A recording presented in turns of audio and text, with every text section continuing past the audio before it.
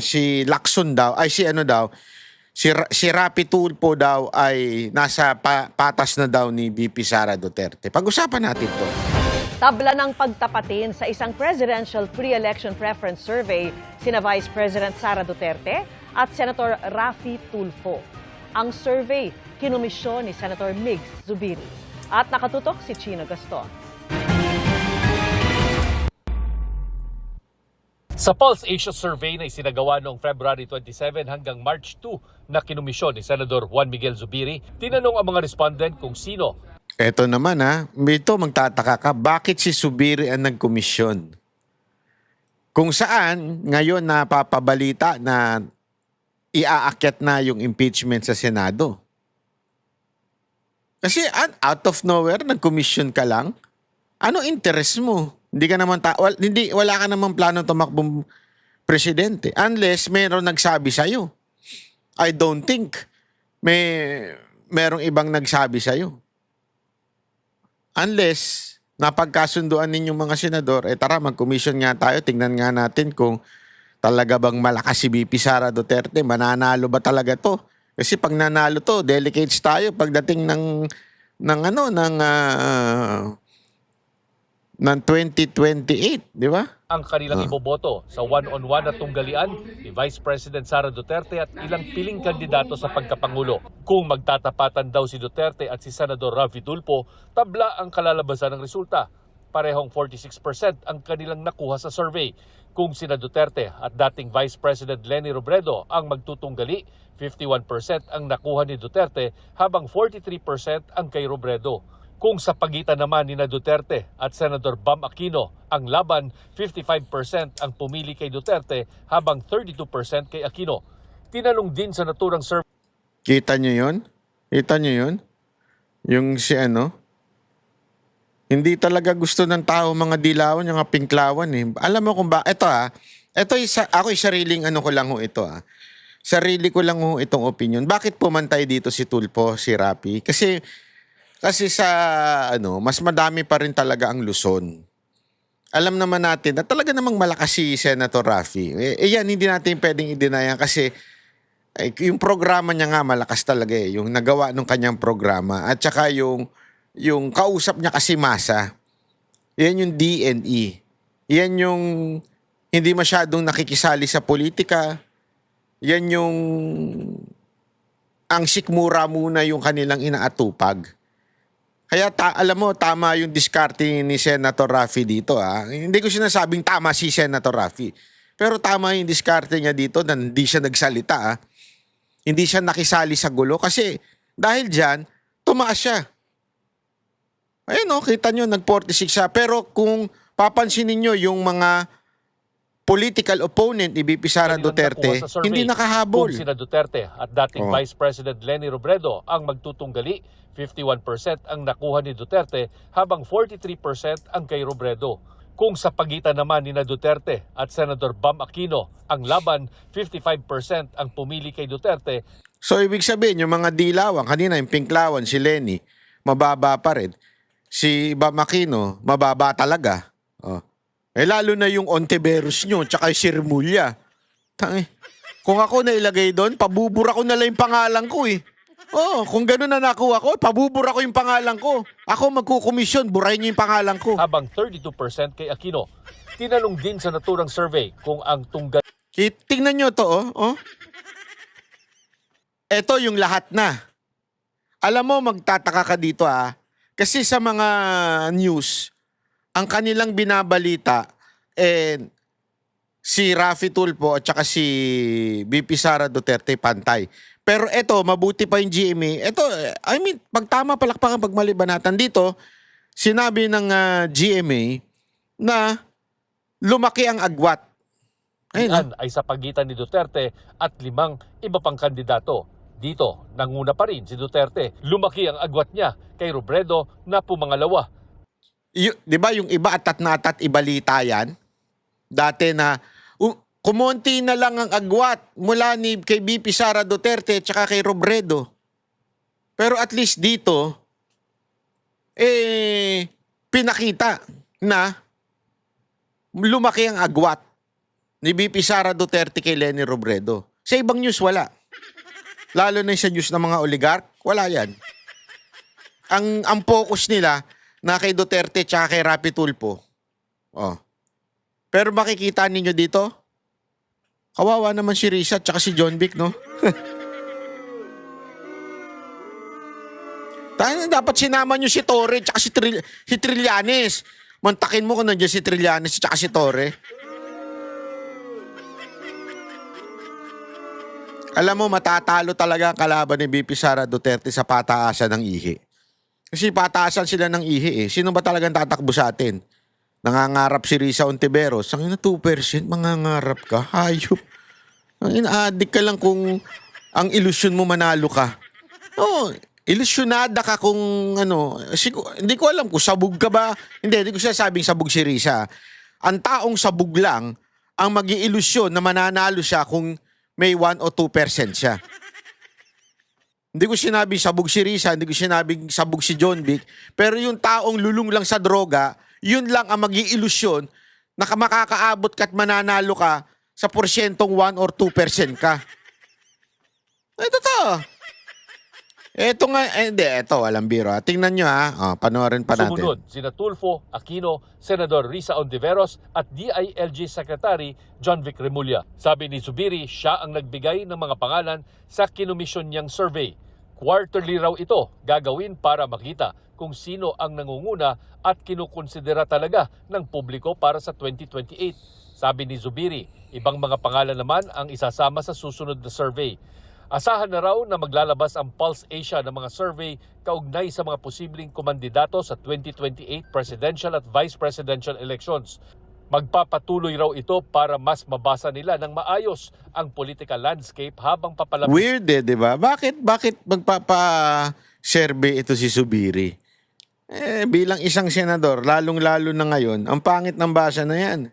Kasi noong una lumabas to, wala po Wala pong sinabi ko sino yung nagpa-komisyon. Una lumabas to sa One News napanood ko.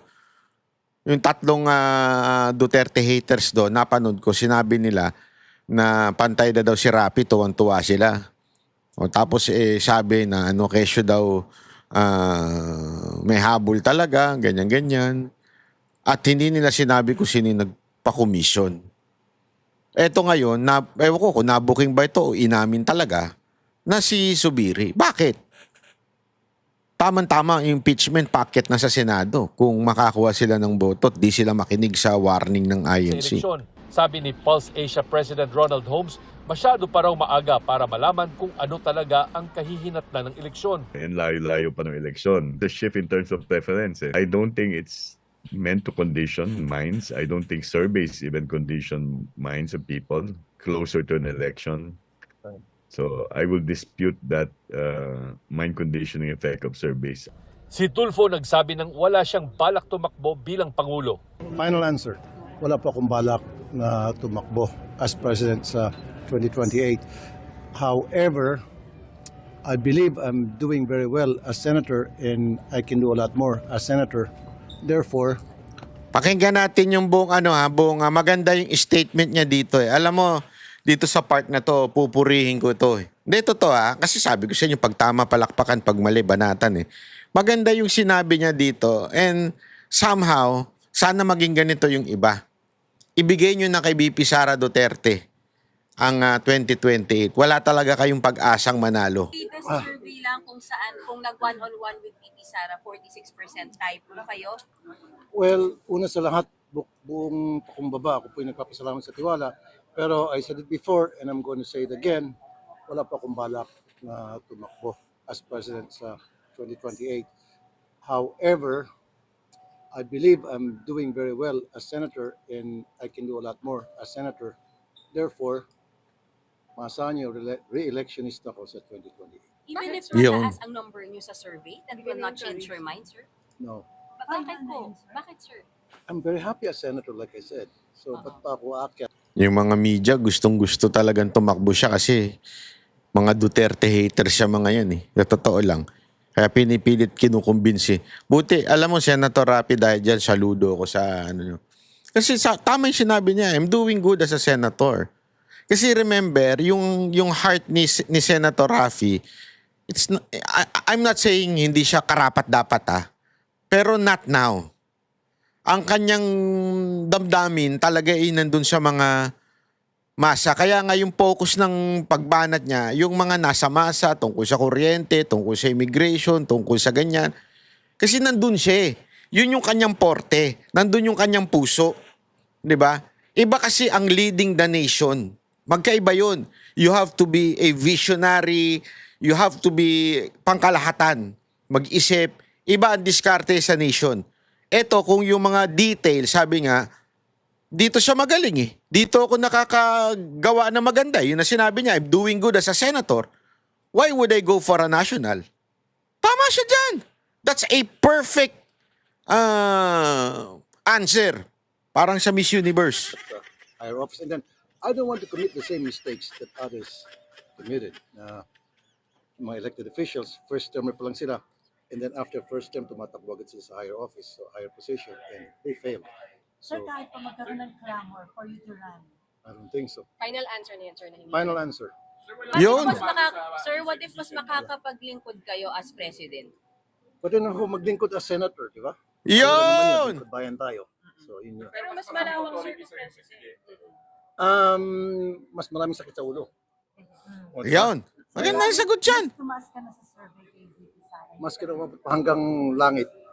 Talagang hindi. Marami naman dyan O, nandiyan naman si Di ba? Ayan, alam mo, maganda tong sinabi niya Actually, sinabi rin niya ni Senator Erwin. Sinabi rin ni Senator Erwin yan at sabi niya, ilabas nyo na kaming magkapatid. Dito na kami sa Senado. May ginagagawa kami. Hindi totoo. Ako, sabi ko sa inyo, wala ako sa kulay. Hindi ako yung kung ano kulay. I mean, there are senators na kaya dyan. Hanggang dyan. Go ka lang dyan. I-push mo yan. Maganda yung ginagawa mo. Huwag ka nang mangarap tumaas pa kasi marami nangyayari na lumalagpak. Di ba? From gusto kagad umangat. Kasi naging successful. Tama naman Okay din yun. Nangarap kang umangat kasi naging successful ka dito. Pero minsan kasi hindi pa napapanahon. May panahon yan. Ngayong panahon na to, 2028, kay BP Sara Duterte na yan. Tapos na ang eleksyon. Huwag lang magikin ng chairman ng COMELEC. Panalo na yan si BP Sara Duterte. Matik na yan. Kanya na yan 2028. Ibigay nyo na yan sa kanya. Mauubos lang pera ninyo kung kayo ay lalaban dyan sa 2028 election. Hindi nyo kakayanin. Lalo na ngayon. Dahil ako, positive ang tingin ko. Alam mo kung bakit? Sabi nila, magbabago pa yan kasi may impeachment pa. Mas lalo na. Sa totoo lang ako tatanungin ninyo Hindi ko sa kinukontra yung INC, pero kung sa tatanungin nyo, gusto ko umabot sa Senado Bakit? Pag umabot sa Senado, lahat ng ipinipresenta nila, lubog. Kaya nga, yung sinasabi ng INC sa mga congressman, huy, that's a favor to you. Alam niyo yan. Ito, let me talk to you, mga congressman. Makinig kayo sa akin, Makinig kayo na mabuti. Alam nyo na ipinupolitika lang si BP Sara Duterte. You know it in your hearts. Alam nyo yan sa puso ninyo, pinupolitika si BP Sara Duterte. Okay? Kung alam ninyong pinupolitika si BP Sara Duterte sa puso ninyo, the wise decision is not to sign. You know why? Ibig sabihin, lahat ng ipipresentang ebidensya sa Senado, it's all about politics. Sa politics yan. At ladies and gentlemen, pagdating sa politika at sa korte, magkaiba yan. Pag pumasok na sa korte, yari yan sa mga magagaling na abogado. Sunog lahat ng mga ebidensyang peke. At makikita ng taong bayan yan. Lalagpak yan sigurado pagdating sa Senado. 100%. Itataya ko itong channel kong ito. Lalagpak sila sa Senado. Bakit? Palpak lahat ng ebidensya. At alam niyo yang mga congressman, palpak lahat ng ebidensyang pinresinta. Madriaga, palpak lahat. Yung sa AMLAC, palpak pa rin. Feeling ko nga makukulong pa yun dahil sa ginawa nila eh. Palpak talaga lahat. At siguradong alam nyo yan sa puso ninyo. Malamang natatakot lang kayo na ipiting kayo ng gobyerno na pag hindi kayo pumirma, umabsent na lang kayo. Magtago na lang kayo. Magbakasyon na lang kayo. Pagdahilan na lang kayo, may sakit kayo, ganun. Makati yung kurikong ko, ganun. Makati yung singit ko. Di ba yung mga gayaan? Magdahilan na lang kayo. Kasi kawawa kayo eh. Kasi pag pumirma kayo dyan, ay sige na, kaya mo na, pumirma na ako para hindi ako madimanda, maligtas ako, baka mamaya ipitin pa ako ng gobyerno. Oo. Pero one, blacklisted kayo sa INC. Second, for sure, magagalit sa inyong taong bayan. Huwag niyong kakalimutan, yun ngang 80% na rating ni Pangulong Duterte noon. Ngayon, 6 na taon, ibinaligtad ng todo-todo ng Marcos administration. Pinag-initad lahat ng kakampi. Watch out pag 2028, naging presidente si BP Sara Duterte. Sa kangkungan kayo lahat pupulutin. Bakit? Pupunuin kayo ng demanda. Sigurado ko, walang ligtas sa inyo. Kayong mga congressman. Kaya it's wiser not to vote for the impeachment. Pero kung ako tatanungin, gusto ko umabot sa Senado, magmukha kayong tanga dun. O, totoo lang ha, magmumukha kayong tanga dun. At sigurado ko, pagdating sa Senado, sigurado ko, lalong tataas ang ratings ni BP Sara Duterte. Bakit? Una, kinakawawa. Pangalawa, lalabas ang katotohanan. Pangatlo, makikita ninyo galit ng taong bayan. Maniwala kayo sa akin. Kaya kung kayo matalino, makinig kayo kay Banat Bay. Makinig kayo. I'm warning nyo. Makinig kayo sa akin. Dahil nakikita ko na mangyayari dito eh. Yung mga boboto dyan, kangkungan kayo pupulutin sa 2028. After that election, kangkungan kayo lahat. Parami sa inyo, kangkungan na pinulot yung 2025. Nailigtas lang kayo ni chairman eh. Oo, totoo. Nailigtas lang kayo ni chairman. Pero marami sa inyo sa kangkungan pinulot. How much more sa 2028? Tandaan ninyo, ang mga chairman, bumabaligtad na yan. Bakit? Wala na eh. Tapos na eh. At ito na yung panahon na lame duck na ang presidente. Kita nyo kung sino-sino na nilalaglag. Nililigtas na yung sarili. That's a sign of being a weak president. Hindi kaya manindigan. Alam nyo yan sa puso ninyo. Hindi lahat madadaan sa pera. Kaya, ladies and gentlemen, manood kayo kay Banat Bay para malaman ninyo ang sagot sa mga pangyayari. Dahil sisiguraduhin ko sa inyo, tamang balita lang ang ating sasabihin. Wala na po tayong ibang sasabihin dito kung hindi tamang balita. At syempre, paano nyo mababalitaan yan?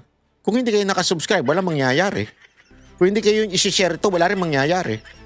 Kaya dapat mag-subscribe, mag-share na kayo para lumabas ang katotohanan. Okay? Maraming salamat po. Mabuhay ang bansang Pilipinas. Ako po si Banat Bay. Kami ang boses ng masa, hindi natatakot. Katotohanan lang, di kami nalulunod.